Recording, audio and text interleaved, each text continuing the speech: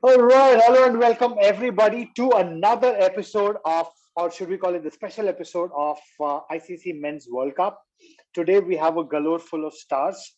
I'm just looking at the people on my window and in no particular order. We have Vinayak, we have Arun, we have Tejas, we have Abhinav, we have Bidhu, and we have Arijit. So it's a full house. Let's get started. So, gentlemen, the last 3 days. So, what we're going to cover today is the matches which finished today, all the way till the epic match of India versus Pakistan. We will get to India versus Pakistan in the last.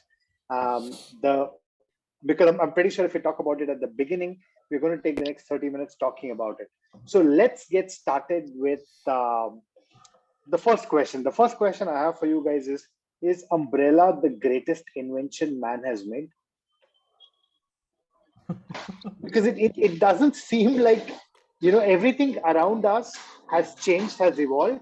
The umbrellas seem to be the same.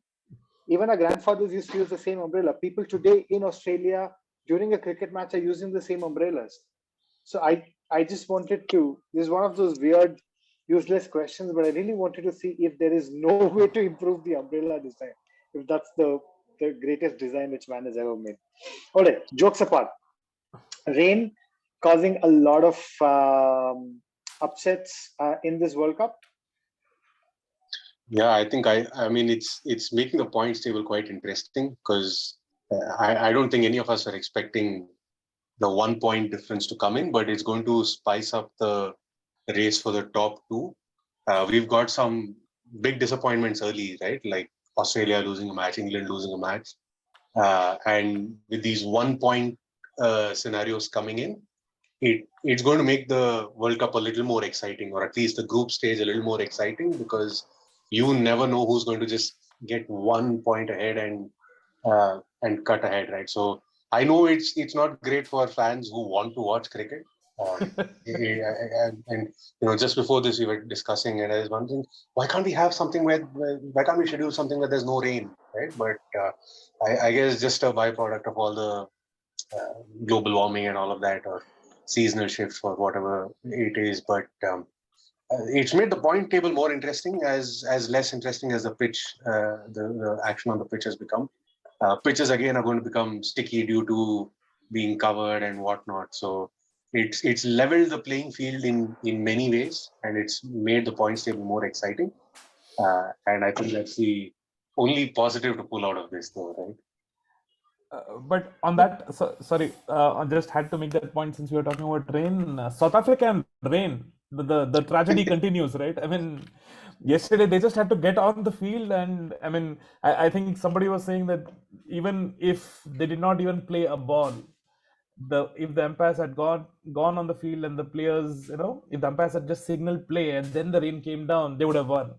And even that couldn't happen, and that's such a big tragedy. It's like it's a continuous series from 92 continuing till now. It's one of the longest running tragedies going on. Dikov just took off, right? He took, I forget the name of the bowler, but he took him for like 23 in an over, and he put South Africa in a good place, but wasn't to be, right? And DLS, as usual, screwing things up for teams. So England getting the wrong side of DLS. So yeah. Yeah, I think Kejriwal must be ruling New South Wales or Victoria right now, because a points table is generally supposed to have only even numbers. Now we have odd and even with all the 1 point, so I'm sure there's some influence there. Comedian in the house. Also, I mean, I thought there was a better alternative to DLS. Was it called VJD method? I don't know why ICC doesn't employ VJD method. I thought VJD method was better than DLS, but anyways, because it's coming from India, maybe it's not approved by, you know what I mean. Okay, yeah, I mean, rain and South Africa, but rain and Afghanistan, New Zealand, a match which New Zealand would have been looking to win, which they split points. But I mean, how many of you were surprised with England's display today? Were Ireland punching above their weight, or England punching below their weight? I think yeah, go ahead, Bidhu. I was not going ahead, but I'll go ahead anyways. Thank you so much. So if I would have seen this game in isolation, I would have thought it was slightly advantage Ireland, but I would put the rest like the blame on England, because in the last game also England did not get off to a good start. And when you are playing with almost 9 batsmen, they have to make a decision, like go fast from the very beginning. Josh Butler plays for Rajasthan Royals, where he has to only play with 5 or 6 batsmen, and he knows that he has to stay on till 12th, 16th over. But right now he is indecisive, like whether he should stay till the 8th over, 9th over, or he should just blast out in the power play, and then it's okay if he gets out. Same with the likes of David Malan and Harry Brooks also. Today, people were talking about why Liam Livingstone is held so below, but Moeen Ali is also a good batsman to be left at number 7 or number 8. So unless they make a decision to just go blazing from ball number 1, it is going to hurt them. It has hurt them in the first game, although they won it against Afghanistan. But this time, I think they are left themselves to blame. If the rain would not have happened, it would have been 11 from 3, but they had put themselves in the situation no matter what. But to be fair to the player you mentioned, Butler, he got out in the first or the second ball itself, right? Yeah. So I think means like you can talk about the English batting lineup and all that, but Ireland, I saw they had a lot of fire in their bowling and conviction. I saw the third wicket, that of Ben Stokes, and I was like, wow, what a ball it was to dismiss Ben Stokes. I did not realize it was Ben Stokes. Huh? The batsman seemed so juvenile. It did not look like that there was a Ben Stokes. Only when in the evening I came, I saw some feed on Instagram. I realized that Ben Stokes got out to such a beauty of a delivery. So I would not take the credit away from Ireland. They have also surprised England about 11 years back. Was it they tied the game or something like that? So Ireland is known. They won in Bangalore, 2011 World Cup. Yeah. And then, of course, in 2007, they somehow defeated Pakistan, and there was the unfortunate death of Bob Woolmer. So whenever Ireland wins, I get a little scared, actually. Yeah, I think Congress is behind Ireland's win today because there is a little hand that contributed to Ireland's victory today. So I think, yeah, Indian politics is doing its own bit in the World Cup. Well, Arun, you're not happy with the number of FIRs you have, or you're seeking another FIR. All the political jokes are coming. Arun is I'm even a comedian if I don't have one. I know. Arun is seeking to improve the TRP of this, the number of views. I think it will get views from all political party fans and hitters. I think little hand, that part is probably the best thing that I've heard today. No, that was genuine, like absolute gold. Too good. But I do think this time around, the matches that we've seen at Melbourne, it's been very tricky as a pitch. I don't think anyone's got off to a flyer at Melbourne. You've got to play yourself through, and only then you get into a position where you can hit the ball. We've seen big names, like we were just talking about Butler getting out for nothing, right? And we saw even in India, Pakistan has happened. I think another game as well, it's happened. MCG this year, maybe because of the rain and because of all of this, but it's not the traditional expected wicket, which is great for batting. It's a little tricky this time around.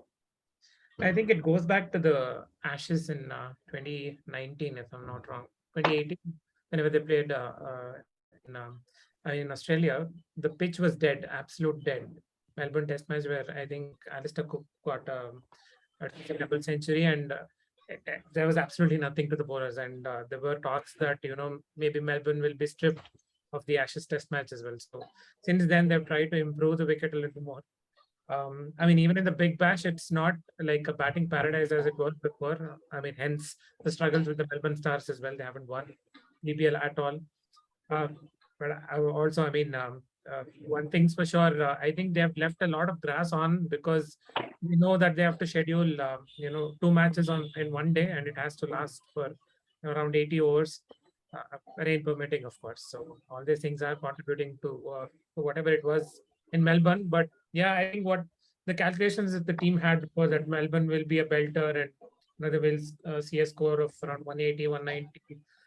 Easy. I think has gone for a toss, and that's where the smaller teams comes in as well.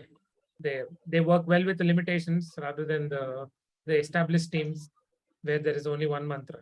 Just go for hell from ball one. So yeah, everything playing into the lesser known teams, the associates as well. This is good for the game. Tell me something. This is a curious question, right? Didn't they experiment with stadiums which had like a top which would close? Yeah. Still there. The dome is still there in Dockland Stadium. It's called Telstra Dome. It used to be. It depends on who the sponsor is. So Telstra used to Yeah. sponsor that point in time. But nevertheless, I think one of the things that they could perhaps try is saying that, what we are going to do away with the audiences, you all get a refund, apply again. Let's move the match to Telstra Dome. At least the Melbourne matches can be salvaged. Could be a way to do it. I mean, a BCCA So does it where all the is time. You this? suddenly move from Wankhede to Eden Gardens without anybody noticing it. I think I'm sure that if ICC puts its mind to it, it can take a few tips from ACC chairman. So where is the stadium located? Is this Sydney? Is this it is in Adelaide? Melbourne. It is in Melbourne. It is the home ground for the Melbourne Renegades of BBL.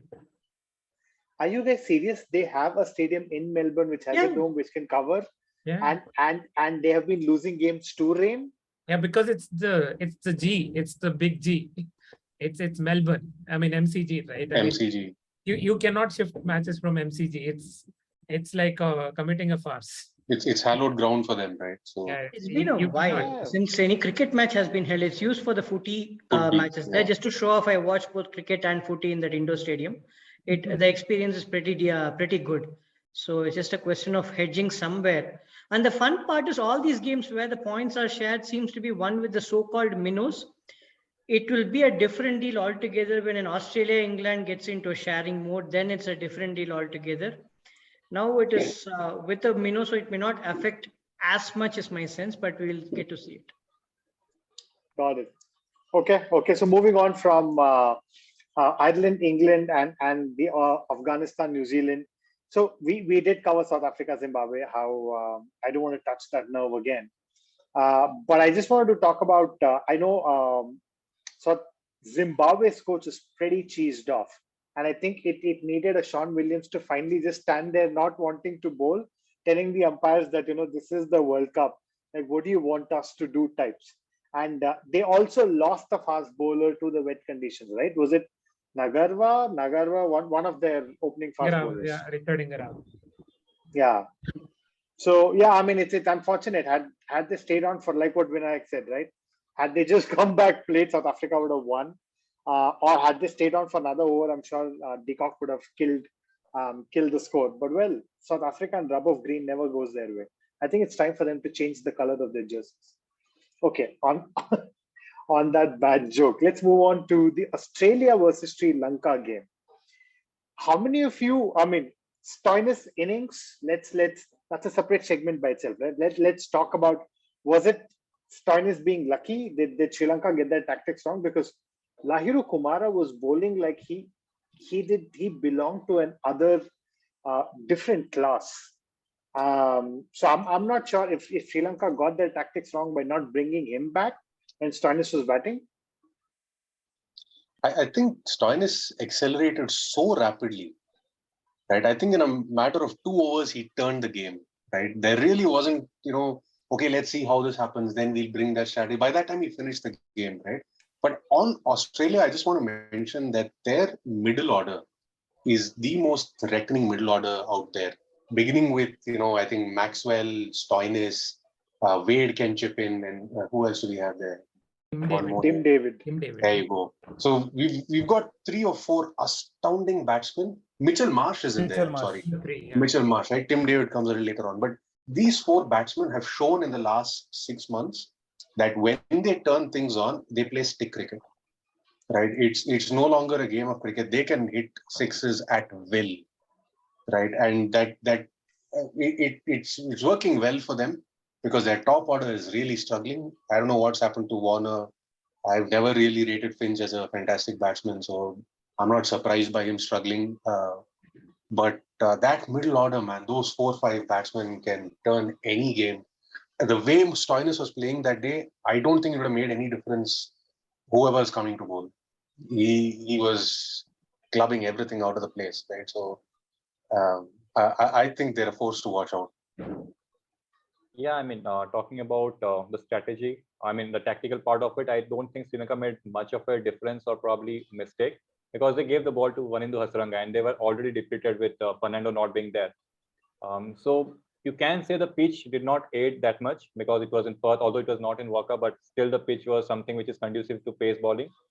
Uh, with Australia, with Adam Zampa not being available, I was expecting a change in batting order. Maybe Cameron Green inserted at the top and Aaron Finch coming down. As Abhinav mentioned, Finch is not the best, I would say, batsman going around, but he's still in the top 10 of T20 rankings. But I like that he came good because now Australia only has to decide whether they have to bring in a Cameron Green in place of Pat Cummins or not, because the top 7 now, I'm definitely sure they are going to get the next 2 games. There's no way Steve Smith is coming back. So the only decision that they have to make is whether Pat Cummins can be replaced because he is not showing as what he can do in a test match in the T20 format. No, I'm sorry. Are you saying Aaron Finch came good? I didn't get that impression in the matches that he's. Yeah, he held the innings kind of because in the first match. He was struggling, man. It's not like he was consciously there just making sure that one end is tied up. He was trying to hit and he was missing every time. I was rooting for Aaron Finch to stay on for a bit longer. That would have sealed the game for Sri Lanka. I was rooting for Sri Lanka to win, but unfortunately he got out, and Stoinis did what he did. Not out, right? I don't think he was.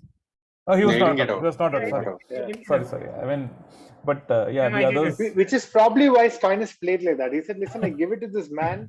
This man will block or he'll hit to the fielder." And I don't think we have already got ourselves embarrassed with New Zealand. If we lose against Sri Lanka, I think they were scared that their houses are going to get stoned or burnt. So he said, "Okay, I am not going to let this man bat. No singles, no doubles. I'll just whack whatever I can." But yeah, I mean, it did not help that Sri Lanka did drop. Didn't they drop Stoinis once or twice? Difficult catches. I give you that, but they still dropped. Actually, there were some shots played by Stoinis. They were not intentional, and those were chipped, and means there were some hefty edges, and it went for the boundary. And at that time, I think Stoinis got this that I have to improve my form, or I have to be in that zone of hitting sixes or fours and finishing the match. But there were 2 boundaries which he hit back to back, which were like neat edges. Had there been a fielder in the slip, he would have been gone. Uh, so uh, tough luck for Sri Lanka. But speaking about Finch, I feel bad for. Means I think Finch. There's one more gentleman who's there under a lot of cloud, and that is Bavuma. So we have captains here who are not performing well, but they are being there in the team support. So I don't know. Means like we can always discuss those combinations of having captains who are not performing or dropping them from the team. I mean, if you think about in 2016, right? Dan Sammy scored 0 runs, picked up 0 wickets, and yet he was probably the central figure of that starting team, like West Indies, right, to win. They won the World Cup. Not saying that Finch or Bavuma have that kind of influence on their team, but T20 is probably the weirdest format of the game that I've watched, right? I mean, you've seen so many upsets, or basically the difference between the quality difference between 2 teams, it comes down in T20, and it gets worse as the overs reduces. I mean, even I would say it was unfair for Zimbabwe as well to be only batting for nine overs. That too after winning the toss. I mean, after the toss, they were not allowed to change the team. Nothing. I mean, that was insane. That the match even went ahead. I probably would have thought that they should, if you cannot get more than 15 overs in a game, I think they should just abandon the game. Doesn't matter if the crowd are there, they can they get their money back or not. I think it's just not fair on any of the teams, especially in a World Cup. So, yeah, I think Australia were trying to be nice to South Africa for what happened in '92, but they tried. It didn't go anywhere. On the note of changing the teams, I think there is some discussion now initiated on that the team should get the option to choose the change the teams once if it is curtailed due to rain. That would be an interesting tweak. Yeah, but I really hope Bavuma and Finch score. I mean, I feel bad seeing people struggle. I really hope that they can come good. Doesn't matter if they win or lose. I really hope that, Bavuma was not even picked in their national, Premier League. I think the SA T20, which is going to happen in January, right? He was totally snubbed. No one even showed interest to pick him. He's the national T20 captain. So, I mean, I hope he gets a few runs and, makes a statement over there. He's bad to see. You know that all the South Africa T20 teams are owned by IPL owners, right? That was really funny. The names and all of that is. I know. I think Arun mentioned that probably is the worst name is MI Cape Town. I mean, what does that even mean? Like Mumbai Indians Cape Town. The others are still fine. Modi Indians Cape Town. Okay, just bringing this back to political humor. I love the show. I think we're mixing politics and cricket, like the two most popular things in the country. All right, but moving on. Sorry, go ahead, Vinayak. Yeah. Talking about captains who are not scoring runs, I hope Rohit Sharma gets into the runs soon as well. Yeah. So before we get there, right now, I don't remember what happened on Monday because suddenly something amazing happened on Sunday. And then I forgot whatever happened on Monday. So what were the games which was played on Monday? Honestly, I don't know which game was played on Monday. South Africa, Zimbabwe, right? Bangladesh That was versus yesterday, no? Bangladesh versus Netherlands, Bangladesh, Netherlands, and Bangladesh, Netherlands. And the Zimbabwe, South Africa, right? No, Afghanistan, England. Okay. Monday, right? Afghanistan, India was Saturday. No, England. England, Afghanistan, England. Oh. Okay. I think okay. Let's talk about the Netherlands game. Okay. So the Netherlands game, is it? You think they lost because of the two runouts, or did you think that had they not had those runouts, they were in? I know Ackerman was the only guy who scored, and he got out when the score was 107 or whatever. But I know that their tail wagged. But had they not had those two ridiculous runouts, you think they would have chased it down? Yeah, Tejas, you can go ahead. Probably, yeah. Go ahead, Tejas. Yeah, most definitely. When I was watching that game, Bangladesh, of course, they got 2 wickets in the first 2 balls of the match.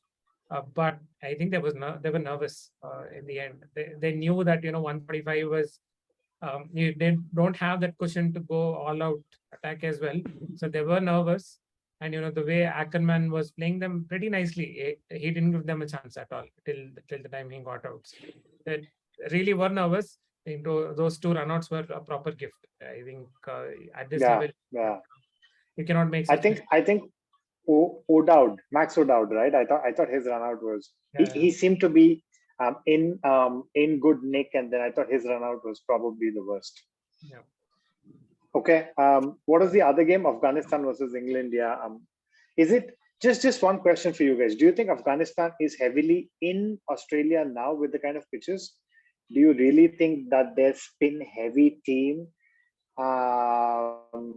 can take them anywhere? Or I mean, I know they have decent 2 fast bowlers, but yeah.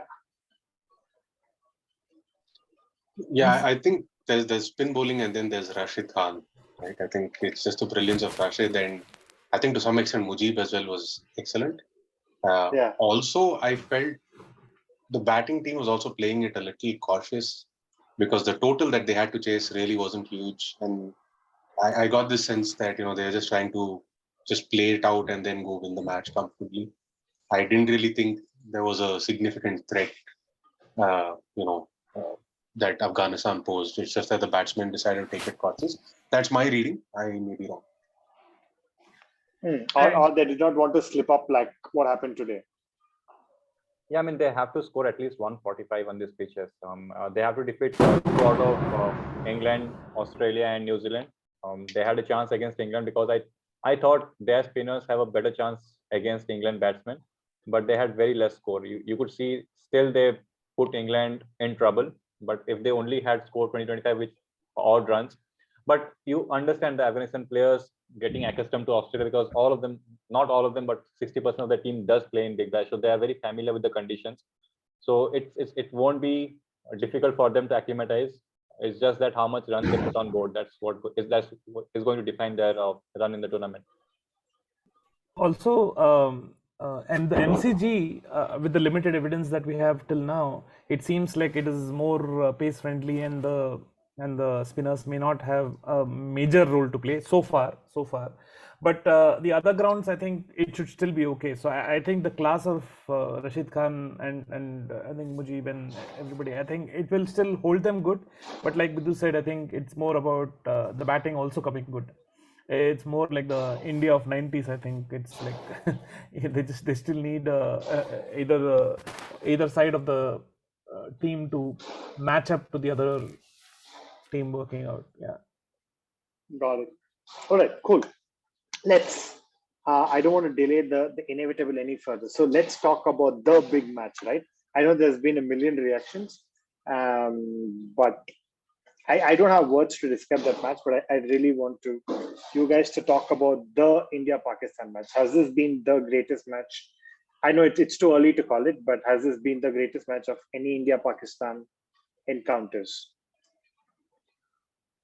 No, I think we have been watching cricket for quite a long. I think the 2003 World Cup where Sachin and Virendra Sehwag started off, I think that was also during those times chasing 274 was against the likes of Waqar Younis, Shoaib Akhtar, and Wasim Akram was difficult. But for the newer generation who has seen matches from 2007 onwards, to take out the 2007 ball out and the final, I think this would rate as one of the top World Cup matches between India and Pakistan. I would like to hear from others because I don't know what to talk about. You can talk about Kohli, you can talk about Ashwin, you can talk about Dinesh Karthik, anybody you can talk about. So let's get it out from We should talk about everybody. We should just pick out who is going to talk about whom in that match. No, I think this match was inches away from being called cricket is the biggest winner. That statement was inches away, if I may say so, literally. Yeah, one vertically, one horizontally. I mean, when have we last celebrated a well left for a down the leg wide for 2 days on the trot? I have watched Ashwin's show twice over. That's how crazy we have become. I think we were a bit parched with respect to victories against Pakistan in big forums. Yes, more or less even Steven now. Arun, just to add over there, I mean, I don't even understand Tamil and I watched it twice. So yeah. It's just been crazy. My wife is really lost it now. She's like, another time you're going to watch this highlights. We will see what needs to be done. So that's pretty much where we are right now. Yeah, I mean, certainly one of Kohli's best, particularly after the bad run that he's had. We've made comments on can he claim his return over Afghanistan and all of that stuff, but this one was just pure grit, hanging in there, taking it as deep as it could be. If he had missed one more ball, we had lost the match. Right? That was how deep he took the match and just hung in there. Right? So I think in that sense, fantastic. I agree the 2007 one was more important because that had more, we got out of the World Cup, but we defeated Pakistan. So that was the only thing we could take away from that, right? But this time, I think maybe a second best, probably a second best against Pakistan, but great match, man. That last 10 balls was something else. Right? You can just keep watching it again and again, which is also something you can say about the first 10 balls. Huh? I'll be a party pooper here. If you watch Asalanka sixes against Sri Lanka, they were as classy as Virat Kohli sixes were. Unfortunately, he's born in a smaller island. I think, good point. I think the 1 over long off, right, for Pat Cummins or Stark, I think, in the last over. Asalanka, I mean, just yeah. But it was good. Yeah, I'll bring the conversation back to Kohli itself because I have But because in the wait, last three. before that, I just Yeah. wanted to quickly check. People of my vintage, there was an epic match in '96 in Chinnaswamy Stadium, India Pakistan, and then there is an epic match at MCG. I don't know which one of you would rate this higher. People who watched that match would know what I'm talking about. I think we have a lot to talk about not comparing matches because there's no definitive answer, right? Now that you remind me, I know that's true.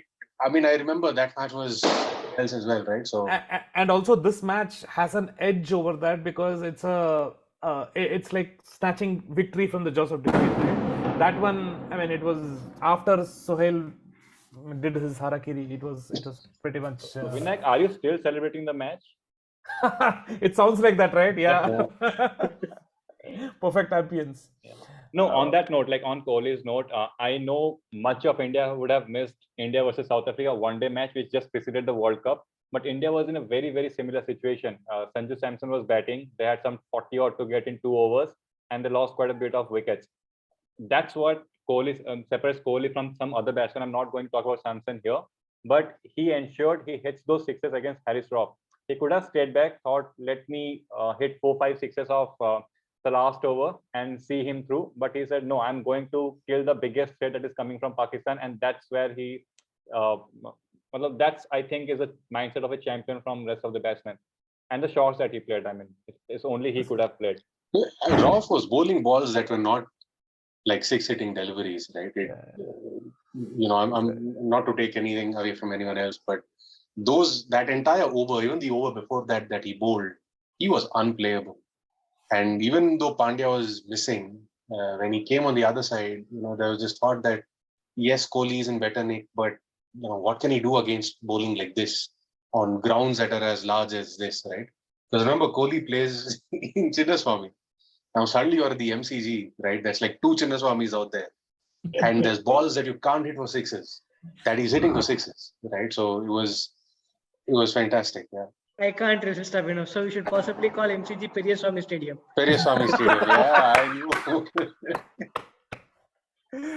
So interesting thing. Harsha Bogle in his preview of the tournament, he spoke about a lot of people, and then in the end he said we haven't spoken about Kohli, and that's where it has come to. And I wouldn't be surprised if this tournament is Kohli's tournament. It's too early for that. It's just one match. We have just gone one match. I hope that comes through. Bidhu, just a point on Bidhu. Sorry, I am going to pick on you. You said I'm not going to talk about Samson, but I was reminded of Babar Azam's post-match talk to his team, where he was saying that we are not going to pick on one player if we lost as a team, etc. And then he said, Nawaz, especially you or something. So it was like, boss, you are providing the ammunition now, kind of thing. Sorry, it was just something that came. I mean, I think that is like a simple case of language being the barrier. I know.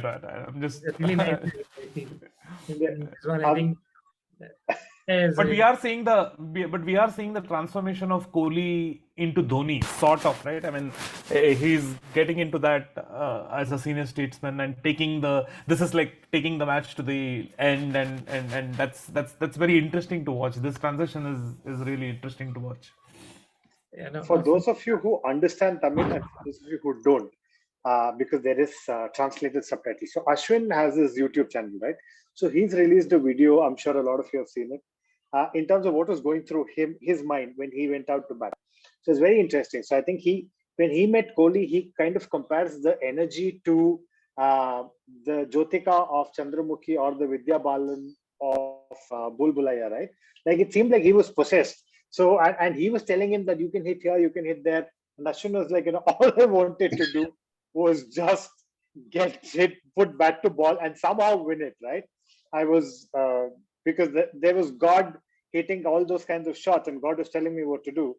But I obviously was no match for that kind of talent. But that's a very interesting YouTube video to watch, just from Ashwin's perspective. After all of that, he went and just left the ball alone.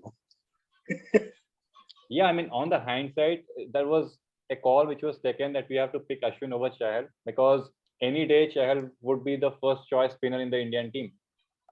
If Ashwin would not have been, then Shami would have worked out at that position, and I don't think he would have gone for a single anywhere. He would have swung his bat thinking of a 4 or something. In the hindsight, it worked out well for us, but I think now Ashwin has a stronger case. Now you might see Akshar Patel being out and Chahal being in, and Ashwin, because he has shown in the last cycle throughout for Rajasthan Royals, Ashwin has shown that he can bat at number 7. So you might just see him playing all the matches in the tournament, at least the next the league games. Yeah, Mamre has come out with a statement today that Ashwin might have an edge because of his batting. So looks like achhe din aa gaye for Ashwin at least. Okay, one last question before we close the show. How many of you want to see Pant opening with Rohit Sharma? No, no. I don't. Cannot now. Okay. I would like that experimentation to happen at least during the Netherlands game. Netherlands game, yeah. Yeah, you said Pant with Rohit Sharma, right? Okay, I heard it as Pant instead of Rohit Sharma, so that. No. Pant with Rohit Sharma. So Akshar Patel, I mean, I don't know how many matches he's going to get, and just having that one lefty in the team, I think that's going to be a hindrance at times. I think either Pant or Ishan Kishan. I don't think. I mean, between Pant and Ishan Kishan, I think Pant will get the first choice. I'm hoping that they do that test, experiment in the Netherlands match. I don't think they'll get a chance. I think the pant needs alteration before it can be fixed. Yeah. Oh my goodness. I don't think we should talk any longer. That should be the last line of the show, because I think that was epic. All right, gentlemen, that's about it on today's show. Thank you again for your time, and we will see you soon, because we will do a lot more shows as a part of the World Cup, because this definitely seems like the most exciting World Cup, at least in the last 2 years or something like that. All right, thank you, everybody. Have a good rest of your night and see you soon. Bye-bye.